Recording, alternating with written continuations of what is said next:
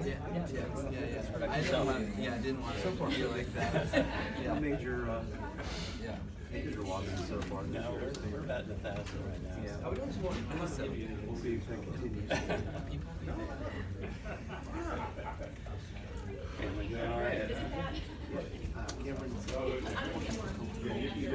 Oh, really? You're kidding. living down there with one of his fraternity brothers, having a good time. We don't hear from him too often. So, well, that's maybe a good sign. Yeah, Williams, he graduates from this year, and then Ian he left his job. He's sort of, he's going to move back in with us for a few months, but he's going to graduate job in the fall. So Save some money. his lease is up in March. He didn't want to get a new lease, so he's going to come home with us for a few months, and then go off to wherever. Yeah. He's about to University of Washington. A couple other places. He hasn't heard yet where he's going, so it could either be Charles or Seattle. We don't know which. Those are his top two choices. Yeah, we prefer him to Charles. Yeah, exactly. Fewer plane tickets. Yeah, I know. Not that Seattle's not a bad place to visit, but it's just a lot logistically easier to do. But yeah, and he's got. I mean, he came out. We paid $8 for undergrad, so he's got. And he's also got some money when she passed away. I think she wanted them to use for education. So he's going to graduate school. So he's 2 years. So he's actually got some money in the bank. So he's not in a bad shape right now. Wish I was in that Oh my God, who is that? I had to borrow money. Yeah. I mean, I didn't have a big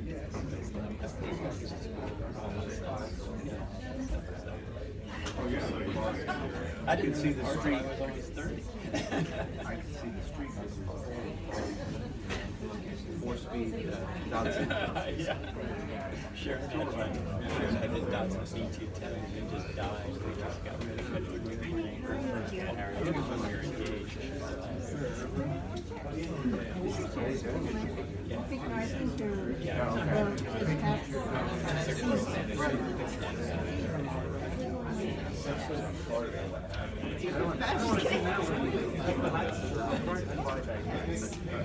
We worked so well. I mean, obviously, we worked. I know. Sorry.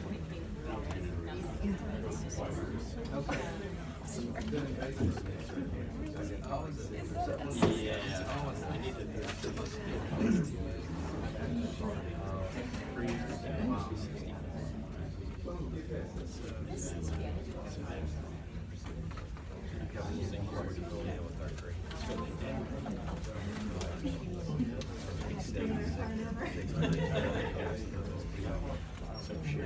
Pick up the signs after you.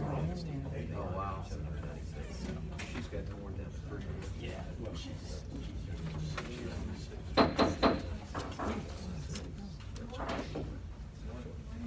so the future is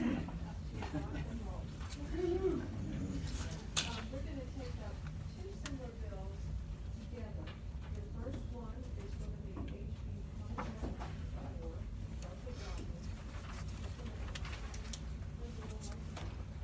Where would you like me? I think so we can hear. Oh, I haven't been in this room Oh, before. please. No, I can speak loudly. I can speak loudly. Good morning, Madam Chair and members of the committee. House Bill 2194 is a bill that would exempt menstrual supplies, pads, tampons, and menstrual cups from the Virginia retail tax. As we know, menstruation is a normal bodily function which requires the use of feminine hygiene products for approximately 40 years of one's life. Menstrual supplies are essential items without which women cannot leave their homes for work or school or other responsibilities. The current tax on feminine hygiene products impose a tax burden on women only. This is an equity issue. We can restore fairness and equity by not taxing menstrual supplies, a necessity for women and girls. The current retail tax and sales tax is 5.3%. The Commonwealth has granted tax relief for other products, for example, that are considered medical supplies that aren't taxed. My exemption is number 21 on the list of miscellaneous exemptions that include firewood, non-prescription drugs, proprietary medicines, engines, supplies used for maintaining, repairing, and reconditioning aircraft. Also, you're not taxed on lip balm, but you're taxed on menstrual products. As a women's studies professor, if you don't know already, the menstrual tax products are in textbooks about a major piece of legislation that's considered a major equity issue. So I really believe the time is now to Virginia to join many other states that have eliminated this tax. Thank you very much. Are there any questions? Yeah, Madam Chairman, as I look, line 166 to 170, I'm curious why you're saying it only applies to menstrual products.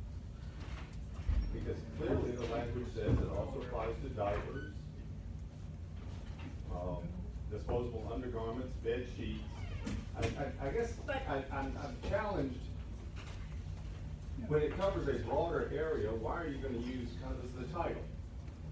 A subset of what it truly covers. Candidly, why are we trying to make this a male-female issue?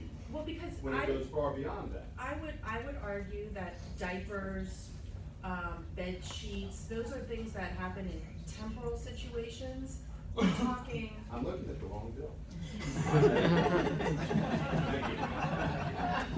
Never mind. But thank you. I was ready for you though. Okay, anybody from the audience would like to speak? Madam Chair, my name is Chris Katropi. I'm a law professor at the University of Richmond. I've actually testified before this committee twice before on this issue. I've researched in the area of sales tax exemptions for menstrual hygiene products. I second the kind of dignity equity issues. I think there are actually two economic issues also that are important with these types of exemptions.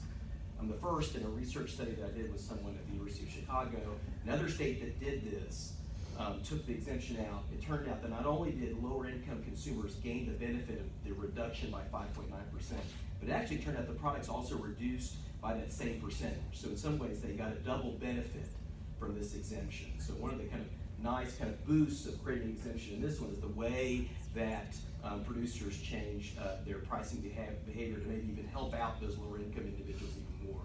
The second point is the cross-border follow-on goods sale component to this. Maryland has exempted these for a long time. DC had passed an exemption. They finally now have funded that exemption. There are many studies that say that consumers will travel across borders to take a benefit of a sales tax exemption. There's a classic study about West Virginia and the way they vary their food taxes. And here we've got to go to not only would you cross over to Maryland or DC to buy these products, these are not bought alone. When someone goes to buy a menstrual hygiene product, they buy other products. And those would be products that we would purchase in Maryland, et cetera. So I think we should take this into account when we look at the financial impact statement. So I support the bill. And they will buy them in bulk. I mean, people will buy a year's supply at one time when they travel. Before we vote, somebody else, members of the Virginia Education Association, I support the legislation. Anybody else? Okay, we do have a very similar bill. We're going to look at both of them. We also have House Bill 2540 that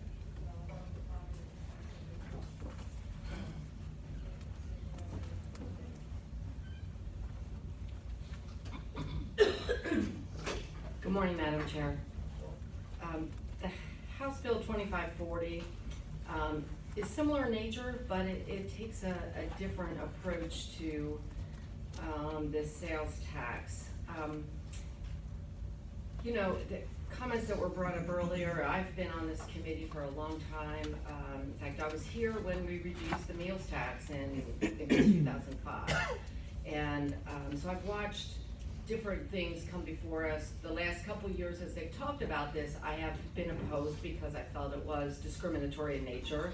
And we also were trying to figure out how we would budget it and be able to apply all that. But I've heard from constituents too, when I've gone home, actually a couple of men wrote to me and wanted to know why we were being discriminatory towards men. And so just looking at the issue and looking at the necessity and some of the arguments that were brought up, the bill that I have would reduce the retail sales and use tax rate on essential personal hygiene products. I talked about this last year and then researched it over the interim to look at what we actually do reduce in the food tax, and talked about a different essential product, because there are essential personal hygiene products, but I think they also do include things that, of course, we have no control over bodily functions at certain points, and that would include diapers, incontinence, and a lot of those other products.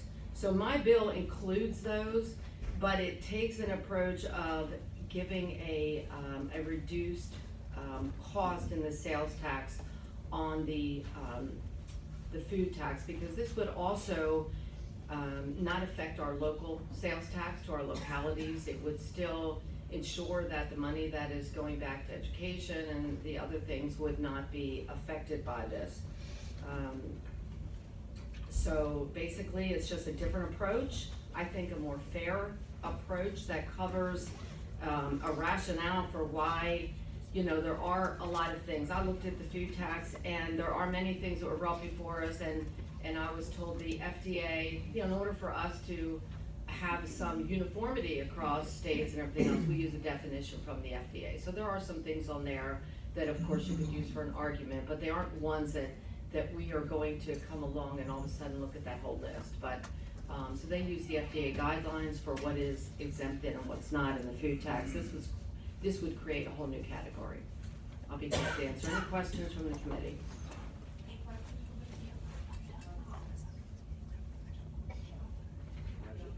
Yeah, I'm not sure if the mic's working, but I just want, thank you, Dr. Bynum. I just want to understand just from a numbers perspective. I'm not very good at okay, maybe this works. Wow. Okay. I just want to make sure I understand the numbers, because I'm not really good at math, and so just There is a fiscal impact there. Yeah, in terms of let's say just purpose counted. Right now, our current sales tax is 6%, 5.25 going to the state, and I believe the 0.75 going. Well, there's a local, and then 0.75 going to the transportation fund, right? That we did 5 years ago. So if you reduce it, what part gets reduced? I just want to make sure I understand. I'm gonna either have tax or legislative services help you with that one, because you guys have some higher taxes than I do in my area. The food tax on food is only on, it's the 1% local option, and the 1% of the monies that go to schools for local education, it's just the GTF. So the total tax on food for home consumption is 2.5%. So does that answer your question? I believe so. Just to follow up, so you're saying that instead of being charged 6% for this product, now you can charge 2.5%. So that's about a full on something like that. So that's some reduction there. Okay, I just wanted to understand that. Madam Chair. And to that very point, the long and the short, part of the policy distinction is, and your measure does not have an impact on local revenues versus Delegate Rodman's would. That's correct. Okay. Anybody else on the panel?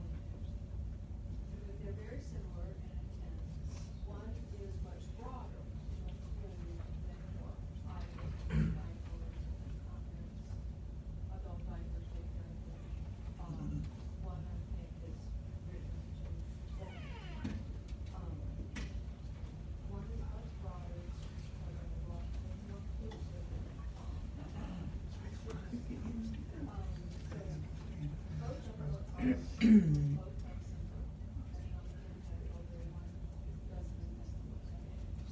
Madam Chair, this may come from the committee anyway.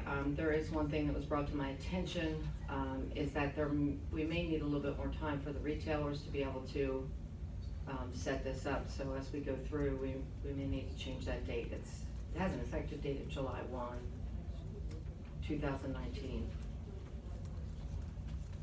They're both the same date, but I didn't notice that and don't know if we would need to move that back. The retailers are here. They're Nicole Rowley with NFIB and Haymaker with Virginia Retail Federation. right. We don't have any position on the underlying policy. Our only concern is just that a July 1st date might be a bit difficult for particularly our smaller retailers to get their point of sale systems up to date. So, you know, something of either July 1st of next year or maybe even at least January 1st of 2020. That would give us a good amount of time to make our members aware of the change that needs to be done and work with tax on the guidance to make sure that that's done correctly. Could they do it by January 1?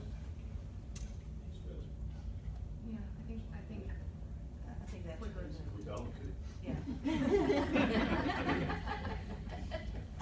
Make it work, right? But thank you. Anybody else? Comments or questions? Anybody from local government here who would like to speak? Madam Chair. No, no. So things are in the proper posture. I would move to amend both of these measures to have a January 1, 20 effective date.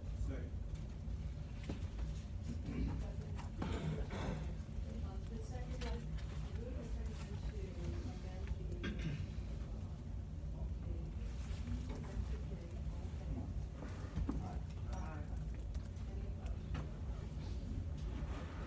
Now we have both bills before us, both of them have been amended for the, effective date, and House should. Madam Chairman, parliamentary inquiry. It's parliamentarily in practice of the House, has it not been the policy you take the broader measure first?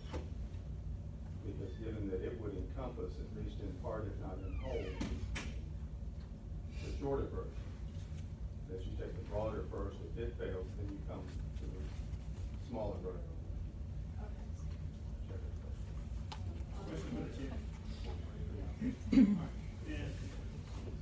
As I look at these two bills, one is not a smaller subset of the other. As I look at these two bills, there's two approaches dealing with the same problem.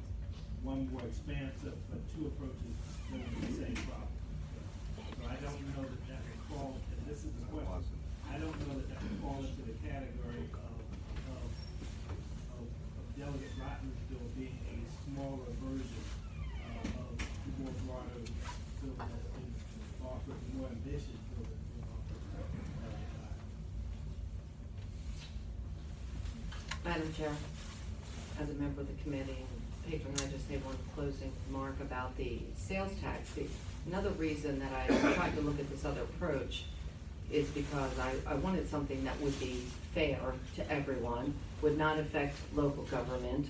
And, you know, Virginia, there's a lot of states that don't have sales tax at all. We are not one of them. So we do have a recognition in our reduced meals tax though. So I just am not sure that we would have the same support for just trying to single out one item like this in the sales tax. So I think this is a better approach. It accomplishes what we're trying to recognize and do, and it affects everyone, senior citizens down to babies. So thank you. Thank you so much. I appreciate the work that Delegate Byron is doing, but I can't believe I'm finding myself saying this, but I really believe that we should give this money back to the taxpayer.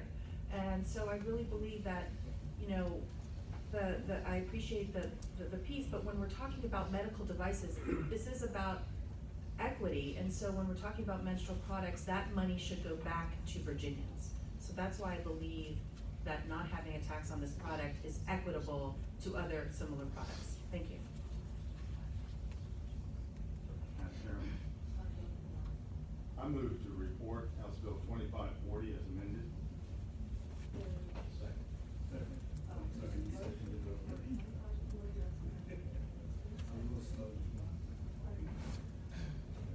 The chairman and I were both seconding it, but he was a little faster than I was on the phone. Any discussion? Madam Chair, parliamentary inquiry, and then I'd like to speak to this issue. Parliamentary inquiry is, given the fiscal impact, this is still the appropriations, or this is just go straight to the floor? Parliamentary inquiry as far as the posture. Do we report this to the floor, or I guess full committee first, and then the floor? Do we report this and refer it to appropriations given the fiscal impact? I think we could probably find sufficient funds if the committee chooses to report one that we can find that. I have not, and the flip side of which is I have not received a letter from the speaker. So in other words, the proper motion has been made, which is just to report as opposed to report. That part's fine. Just speaking of motion very briefly, Madam Chair, and first of all, let me thank my friend from Bedford for the idea. Some of you might recall, especially on this subcommittee, I brought this measure, I think it was 2016, and I believe I was the first person in the General Assembly here to have brought this measure, and I was told afterwards, having worked with a lot of people in this area, that I was probably the first male legislator in the country to bring this measure. The other states have done this, have been led by women who are state legislators, and so that was interesting to me that I found that out. But from the first time I brought this in, the members who were here at the time I recall, I made it absolutely clear from my perspective that there's no politics about this whatsoever. I just thought purely as a policymaker, I wanted to do the right thing for as many Virginians as possible. And so I brought this measure, and at the time it was kind of new ideas, and we were talking about it. But I do recall, and from our friends in the retail industry, I know that they had concerns about my bill because it was a new idea. The fact that 3-4 years later, now we're talking about different ways to solve the problem, I think it's a good thing for all of us, because now we're recognizing that there is a concern. There are some Virginians who need help, and that we're finding in our own honest, good faith way to find the right solution. So I think that's good. And the fact that our retail friends are helping us and trying to find a way to implement this in the right way, I think this is all good. I actually like both approaches.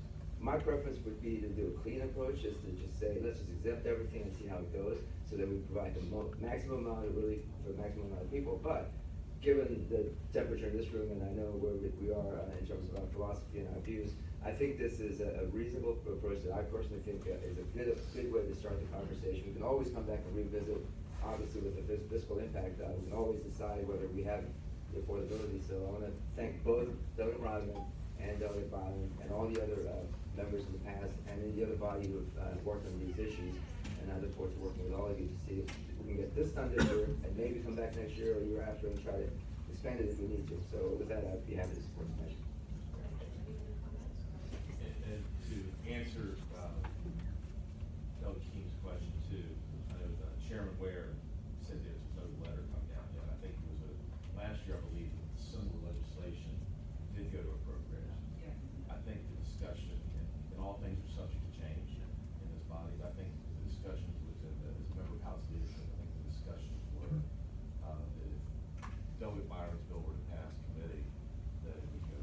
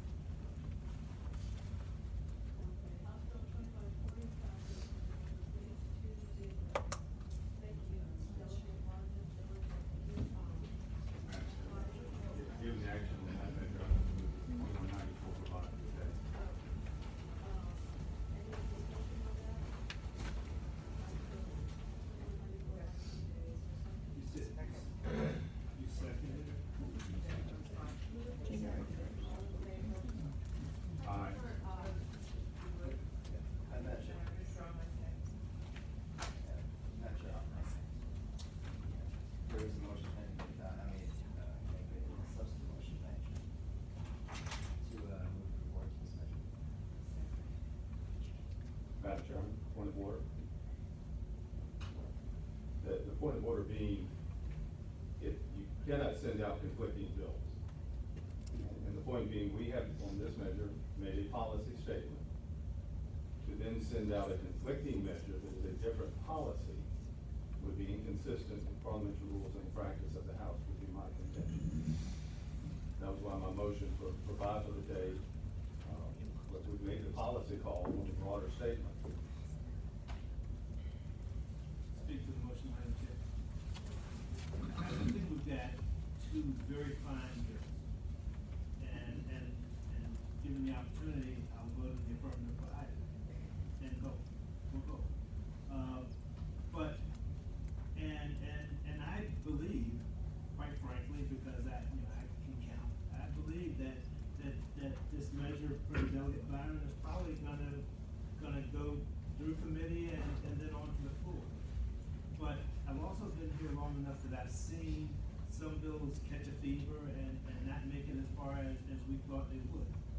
I believe that it doesn't harm anything to have both measures. I don't see them in conflict. I see them as two different, same objective, but two different ways of getting at the same problem. And so from my standpoint, for that reason, if afforded an opportunity to vote, I would vote to support this measure. Madam Chairman. Sorry. I just want to make a comment. First of all, we've been here a while. I agree with the parliamentary procedure, but I also agree with the fact that let's be honest about all this. We have two different approaches.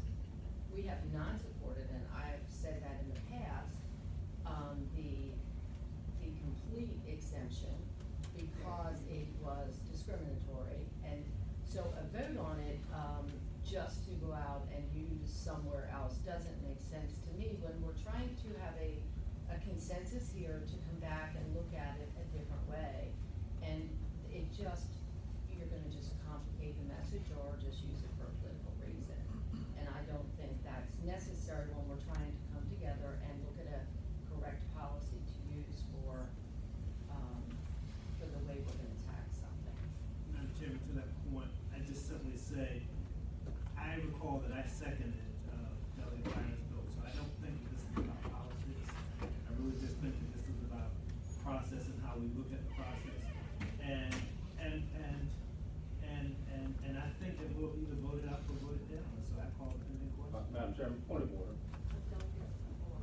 I would contend, given that I raised the parliamentary inquiry, there is no motion pending before us until the chair has ruled on the parliamentary inquiry. And frankly, I could have raised this point of order on any and all of the discussion, because once the parliamentary inquiry of the chairman is made, there is no motion pending until that ruling is made. Once the chairman has ruled, then the committee is, in its full prerogative, has the right to overturn the decision of the chair. But Madam Chairman, I would ask if you would rule on my initial parliamentary inquiry that given that we have acted affirmatively on one measure that is broader in scope, and parliamentarily, is it improper to take a lesser bill and also determine action upon it? That being said, if that is your ruling, then the motion to report would be out of order. The motion to report 2540 is the motion that's before us.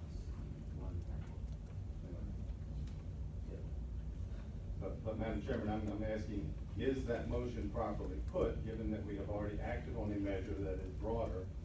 And so would the motion, the substitute motion to report not be out of order? Yes, it's out of order. Okay, thank you.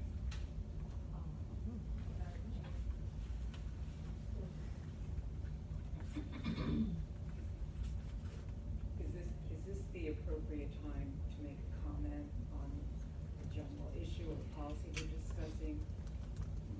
I would like to do that. Discussion on the motion to abide today would be appropriate. Okay, then later. Oh, I misunderstood your delegate order. It's still Friday morning. And I will admit that delegate orders was much more than I do now. Well, I would like to comment that I'm delighted we're actually talking about this and looking at more than one way to deal with this issue. It is a broad issue, and I think the bills are significantly different, but I'm disappointed that we are not going to put them both forward to the full committee so that more people can have comment and time to consider.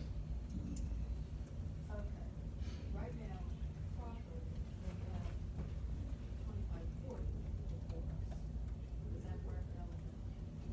Motion on 2194 to go by for the day.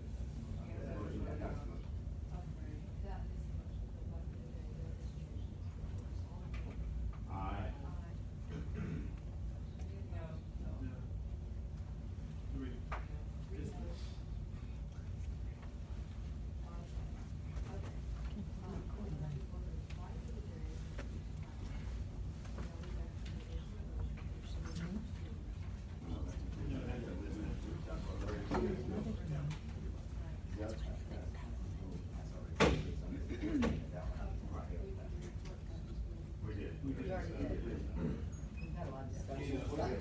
We all voted. I know, I started us off on the wrong foot by asking questions about the wrong bill. Anyway. We voted it out already. We're good. No, we did vote. We're done.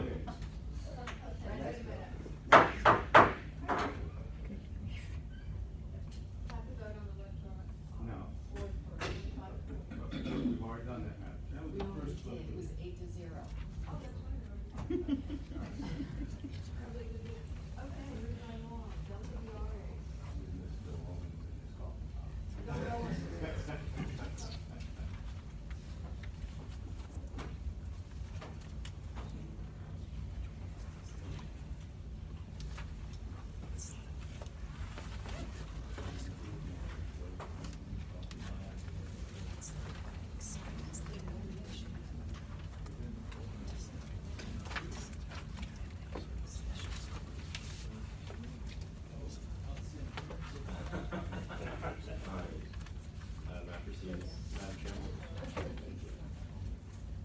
Madam Chairwoman and members of the committee, the Education Improvement Scholarship Tax Credit legislation, its current law in Virginia, is focused on improving the educational outcomes for both low-income Virginia kids and learning disabled kids.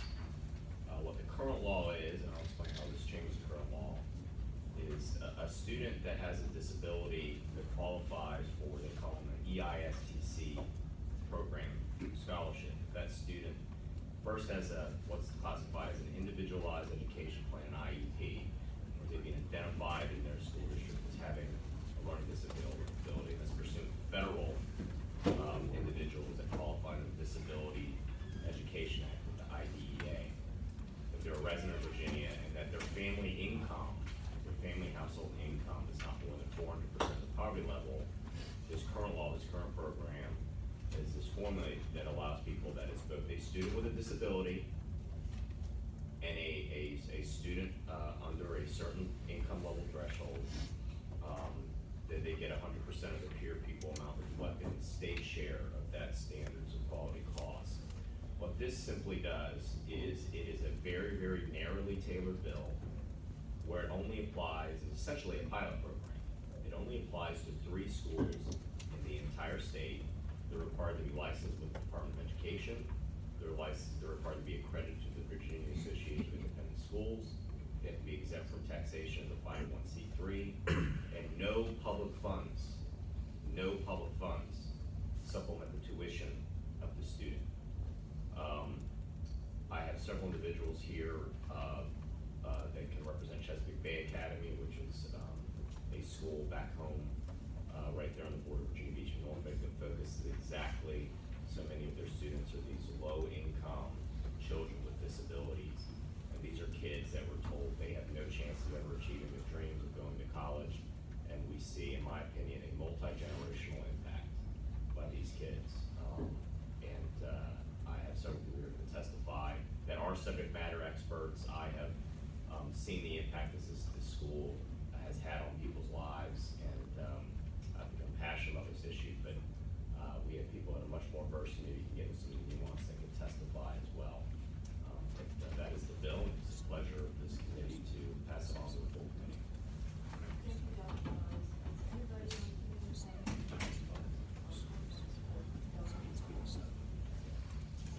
I understand, and I think you may have said this, Dr. Morris, but this is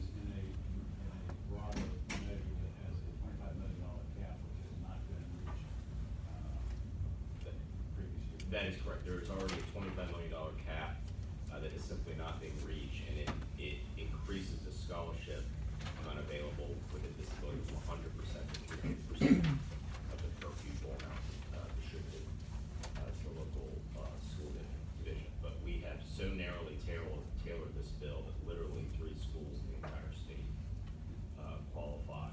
And this money is, it's already a current program. So it's already current law. There's a $25 million cap that's simply not being met right now. And I'll just let you go to the committee then. Madam Chairman, I know the school, or one of the schools in which Delegate Ayara speaks. I've had an opportunity to visit. I think they're doing transformative work in terms of working with persons who otherwise would have had hopeless opportunities in terms of going forward. I will tell you that in past years, I've not supported the measure because I thought it was too broad and in scope, and that it had the possibility of having a drain on public funds. With the bill as in its present posture, I think it's a very good measure, and I personally would be supporting it. Any other members of the committee would like to comment? I would. Delegate Ford. Thank you. I absolutely agree with the delegate across the table from me. And in the past, I have voted against every single one of these measures with the idea that it is a drain on public funds and it encourages students to leave public institutions where I believe they are being well served. But given this particular approach and the fact that we are so far away from the cap, I think this is really positive. As a former school board member, I know how hard it is and how expensive it is to help these children and how the timing is so important to change the course of their lives. I absolutely agree with this, and I hope the rest of the committee does too. I'm not sure. I wasn't planning on speaking, but since I'm going to have to cast a note, I just want to make sure people understand that I have mixed feelings about this for the same reason that 2 of my colleagues from my side of the aisle have just mentioned. I've been consistent in policy, not on any specific bills, on the policy of using the scholarship tax funds. I am going to assume that there are plenty of folks in the General Assembly itself who may still maintain the same position that I have, and so to make sure that we put this bill on a regular calendar, I'm going to be casting a no vote, but it isn't on the substance of this bill. But I just want to make sure. I just assume that there might be other no votes, so that if I end up being the only no, that's the reason why. Any other members? Madam Chairman, definitely not to cut out any potential public debate, quite the contrary. I welcome hearing that, but I just so that everybody kind of understands where we are from the discussion I've heard. I'm going to move to report. We can still hear public comment. With that being said, the public, I think, should be aware. It looks like it's going to say a lot here. Just saying. Okay, so the motion to report, is there a second? Second. There's a second. Before we take the vote, can we take the public, if anybody here that would like to speak, to this? I'm Dr. Judy Jankowski. I'm the head of school at Chesapeake Bay Academy. I support this bill and want you to know how much it will change the impact of the lives of the children I serve. Anybody else? Thank you. Madam Chair, members of the committee, I'm Kathy Bertram, actually this morning with the West Virginia Education Association, speaking on behalf of the Superintendent's Association. We continue to oppose expansion of these tax credit scholarships. We see these tax credits as lost state revenue that otherwise could go towards supporting the groups of students that we are specifically talking about here. I think it's important to note that 400% of poverty is a family of over $100,000 a year. That's important as well. We have continued to oppose this legislation with the underlying legislation and the expansion of tax credits. Madam Chairman, questions? But Kathy, given the population of eligibility that we're adding here, is it not correct that they disproportionately require funds from the local school division more than the average student, and might a program of this type may it not in fact be positive to the cash circumstances of our education system, and actually give them the same, albeit slightly lesser because you lose some ADAs, but still might be a net gain for public schools and money's they have to do their mission? Madam Chair, Delegate, it depends. I'm using our attorney's language that we teach her about. It says it depends. Because an IEP could be for lots of all sorts of different things, so it would depend. Okay, thank you. Anybody else like to? Yes, Madam Chairman, Delegate Michelle Naga with the League of Women Voters. And we have a mixed feeling on this also, but we have consistently been concerned about the program, the tuition tax credit program, and how it is possible that it's diverting funds from our public schools. Any other comments or questions? Motion before is your report. Take a vote, all in favor, vote on the bill report 6-2.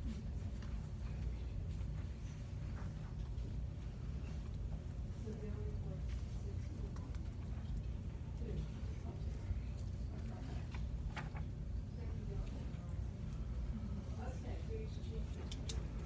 I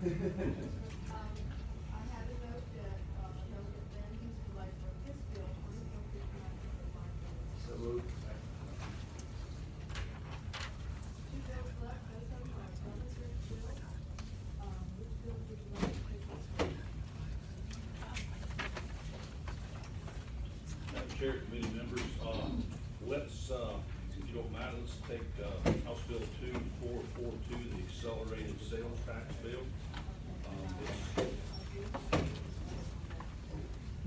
I'm astounded. No, we've heard testimony, you know where we're at. I think where most you all kind of guess conceptually, but you have speakers level. Well, you've heard the testimony. I think, this accelerated sales tax is a burden to the businesses in the state of Virginia. And especially in a time now, it seems like we're in pretty good shape financially. To me, Madam Chair, it would be a great time to eliminate the accelerated sales tax. Any comments from the committee? Thank you. We still have.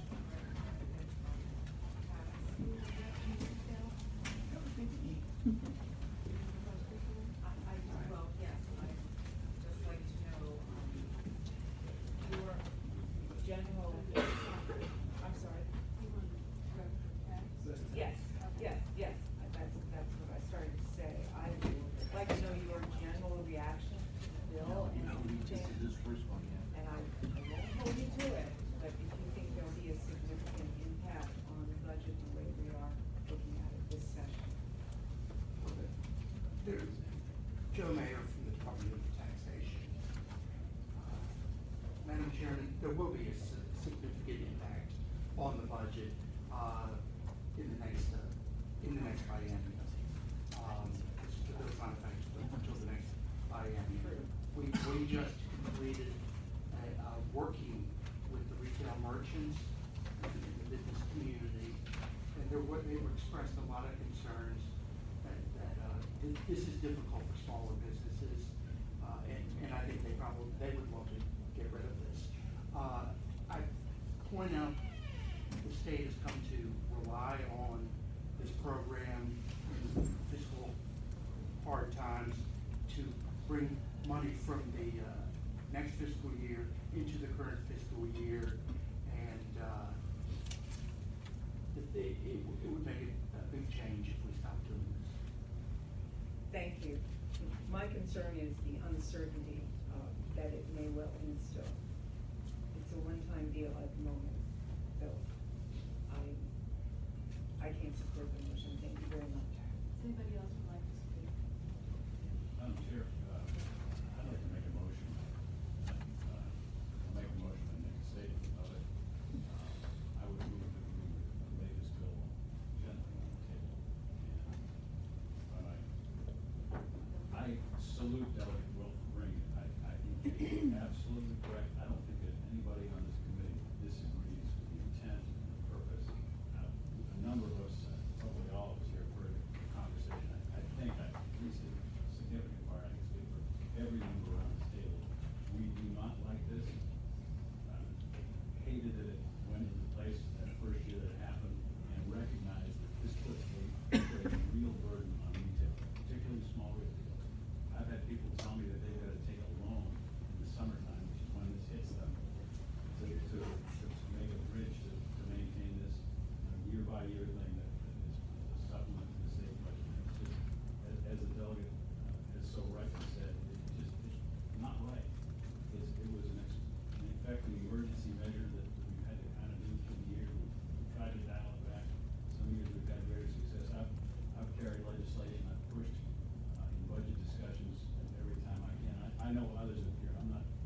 I'm speaking, but I feel like I'm speaking for everybody else that's here, both sides. So I salute what you're attempting to do. I think it's needed. I think we need to continue to push for it.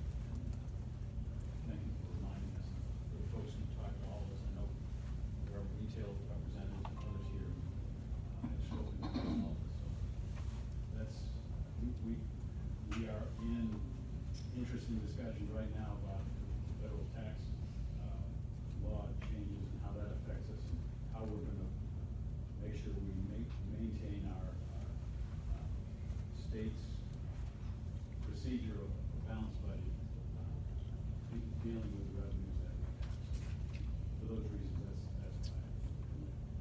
There's a motion to lay it on the table. Is there a second? Second. It's been seconded. That motion is put up.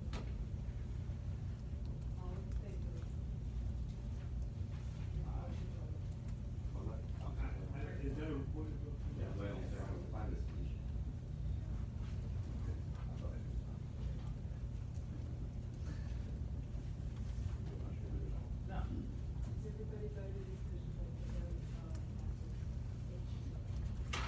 Thank you, Madam Chair, committee. Next before you is House Bill 2680, and there's a substitute.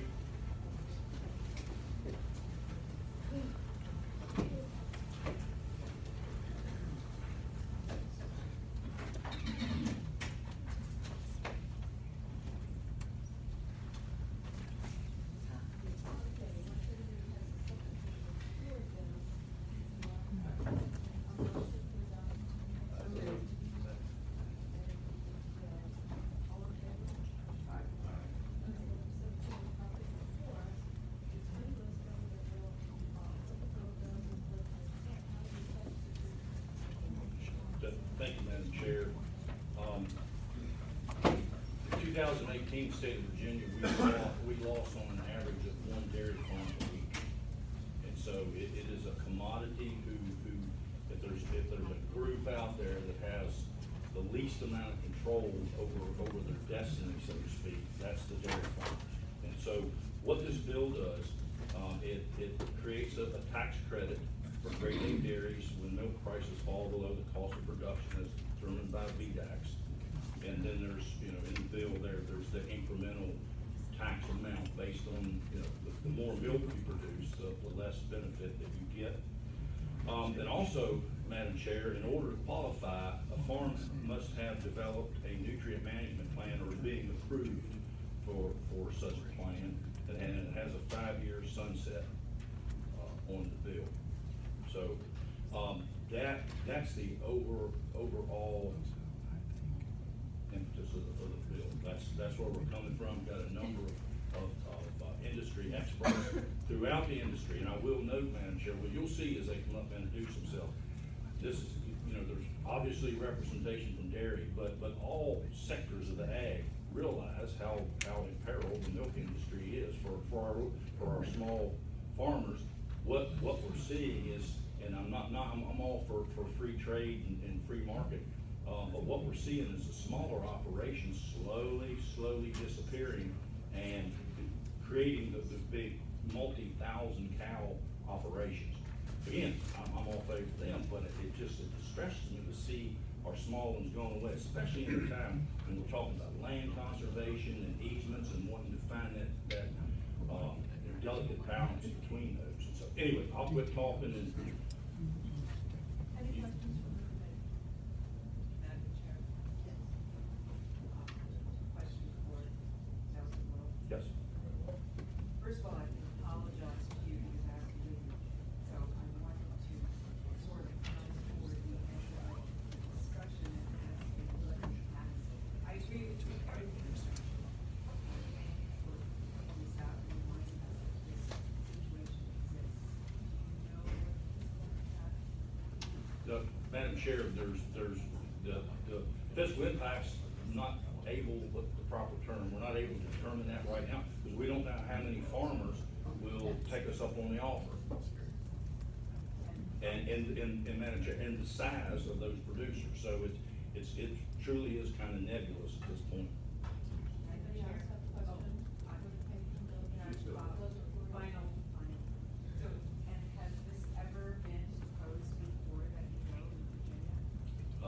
Chair, not in Virginia. South Carolina has a similar program, except they don't tie in the nutrient management plan part of this legislation.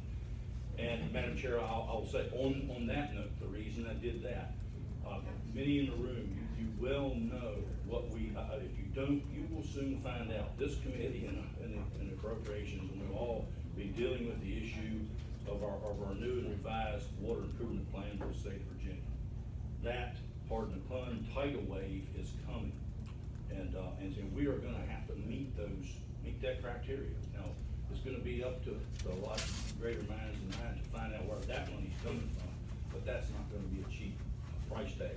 So what I'm hoping to do is, through this legislation, is to, very important, give some semblance of support and aid to our dairy farmers, but then also let them voluntarily, well, if they participate in this, they have to begin the process of best management practices on their farms. So it's, yes. Any other questions? I think we have an expert here who'd like to speak. Any questions from the committee or comments? Madam Chair, members of the committee, my name is Eric.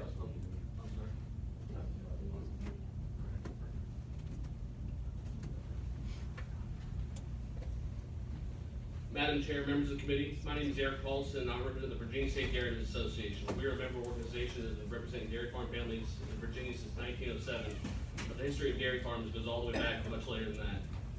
I'm here to speak in favor of HB 2680, and we believe this bill could help the struggling dairy farms across the Commonwealth. In 2016, there were 621 dairies and farms in Virginia. As of this month, there were 510 dairy farms remaining, with several more announcing their closing down in the meantime. We lost more dairies in that time frame than we did in the previous 8 years combined. Virginia lost 10% of all of its dairies at an average rate of 1 per week in 2018. This is an industry that is the third largest segment of the agriculture industry overall. Dairy farmers have dealt with historic low prices for several years due to a number of issues outside their control, from historic weather events, trade disturbances, fluctuating feed, labor, and fuel costs, and fluctuations in supply and demand. The dairy industry in Virginia is adapting to these changing circumstances, not only survive, but hopefully prosper in the years to come. We've been working with VDAX and the Virginia Economic Development Partnership in several counties to recruit new value-added dairy manufacturing such as cheese and butter plants in Virginia, in addition to our current fluid operations. These efforts are currently underway, but it takes time to develop and build that infrastructure. This bill could help bridge this difficult time for dairy farmers until these new operations could be up and running. This bill has several components that we believe would help to stabilize the dairy industry while also increasing voluntary adoption of nutrient management plans and resource management plans. The first and most important aspect of this bill is that it only takes effect in years that VDAC determines that the average price that the farmers are paid for their milk statewide is less than what it costs to produce it. So if VDAC determines that it costs the farmer $18 to produce 100 pounds of milk, and the price the farmer receives is $18.01, this tax credit would not take place. This bill also contains a tiered system of tax credits to ensure that all dairy farms are treated equitably while also being fiscally responsible. These tax credits will be non-refundable, and the bill contains a sunset provision to allow everyone the chance to review its effectiveness. Another important feature of this bill will be that in order to be eligible for the credit, the farmer would have to have a certified nutrient management plan or RMP in place. Continuous water quality improvement and implementation of best management practices require investments of time and capital. And during these challenging times, farmers are unable to continue investing in BMPs. This bill will help farmers to continue to implement and maintain BMPs while also helping farms continue as a vital part of our rural communities. Thank you. Okay, thank you. And we are running short on time, so we're asking for 2 minutes of time on testimony. Madam Chair, members of the subcommittee, I'm Kyle Shreve, Executive Director of the Virginia Agribusiness Council. I won't associate myself with the remarks Eric just made, and to add, Delegate Will is exactly right. The dairy industry is absolutely, the pricing system is out of its control more than other commodities, and that's due to the federal pricing system, which has been around since the Great Depression. Class 1 milk, fluid milk consumption has been on an absolutely devastating decline over the last 40 years. Over the last 8 years, it has been down 16% alone. And so what happens as a result is prices have bottomed out, and we are struggling because Virginia has been very dependent on Class 1 fluid milk. As Eric said, we are trying to develop and attract processors to come to the Commonwealth in order to, because dairy, the way it's processed, unlike other commodities, the farmer is paid based on what the processor is going to do with that milk. And so it's very much out of their control. We're trying to diversify, but we need a bridge to get there, or else we become less and less attractive to those processors by the day as we continue to lose dairies. So this is very much needed. We really do support Delegate Wilt and thank him for bringing the measure. Thank you. Martha Moore with Virginia Farm Bureau, and we would just like to echo the comments that have been made and encourage your moving this bill forward. Thank you. Good morning, Katie Frazier with Farm Credit of the Virginias. We represent our customer members as a financial services cooperative in the western part of Virginia, and dairy industry is a vital piece of our diverse agriculture industry, and so as such, we do support this legislation. Thank you. Jason Carter, Virginia Cattlemen's Association. We also echo the comments of those before us and want to recognize as well in representing Virginia's 24,000 beef cattle producers as many critical services that the presence of strong and vibrant dairy industry offer the entire agricultural community. So support of the dairy industry is a broader agricultural support measure as well. Morning, Ann Scherzik from the Chesapeake Bay Foundation. We also support the bill, resource management plans and nutrient management plans are critical tools to help farmers get reductions, and we need those to be able to achieve the 2025 restoration goals. Thank you very much. Anybody opposed to the bill? Okay. Madam Chairman, speaking to the bill, Tony, I'm with you. I grew up on a dairy farm, which is no more. And this was before the prices had gone down the toilet like they have. I've got a first cousin, still barely hanging on up in Culpeper. There's one dairy left in my county.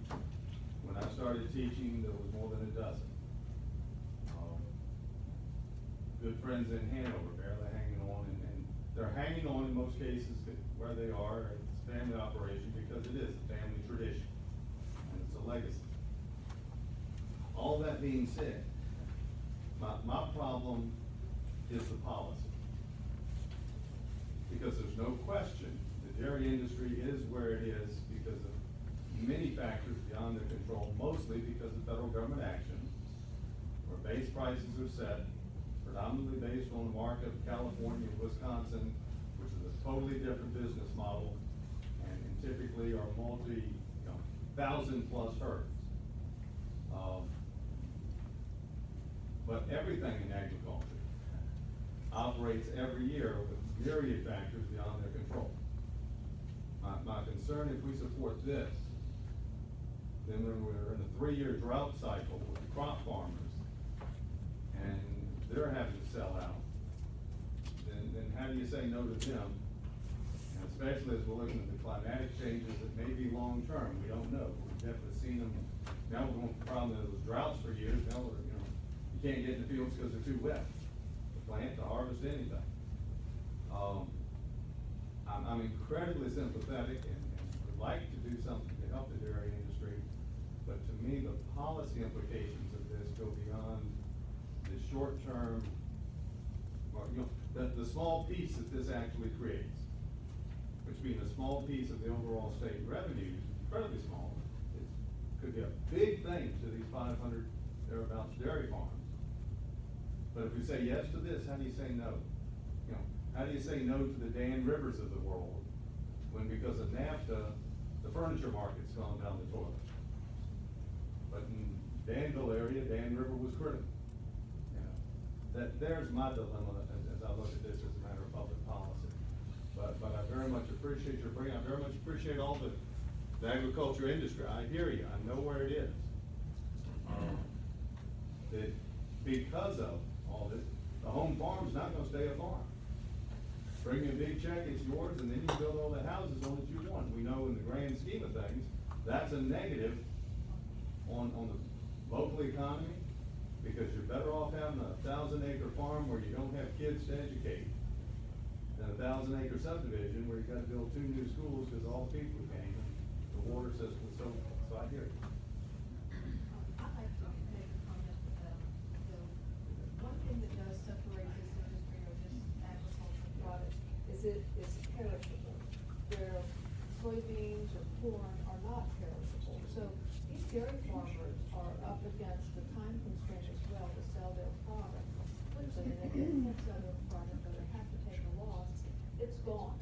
It's not like you can store it in a silo, it can't be stored. So for that reason, I think there's a separation of the types of dairy products. There are also have concerns about dairy products that are becoming popular, organic milk, and these are generally done by smaller dairies than the large dairies, also hormone-free types of milks, things of that nature.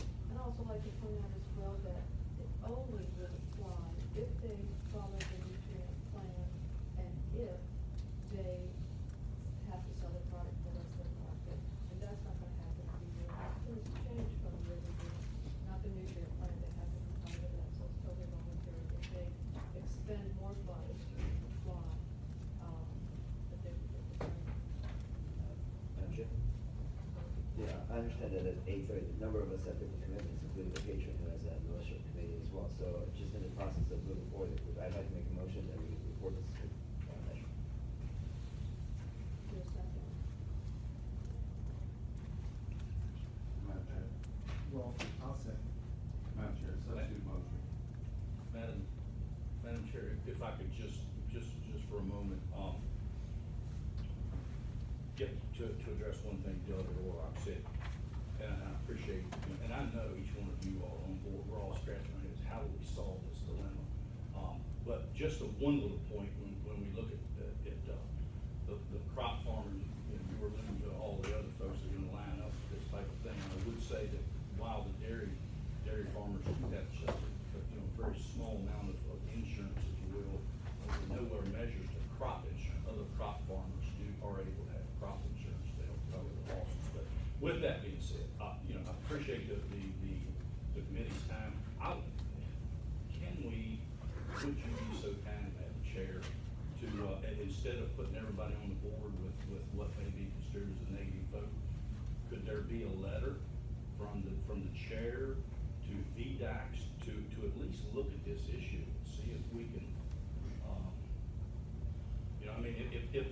if I'm reading the temperature of the committee. Okay. Madam Chair, I would be glad to do that, and I'll talk to Chairman Marshall and the Ag Committee to see if he would co-sign that, and I appreciate the patrons' willingness to do so. I'll withdraw my second. Well, and I would probably withdraw my motion to make sure that this right proper process is changed. So move go by for the day. That's fine. Yeah. Okay. Second. That is the first statement of the day, with a letter from the chairman of Finance and Agriculture to VDAX to take a hard. Thank you, Madam Chair, committee members.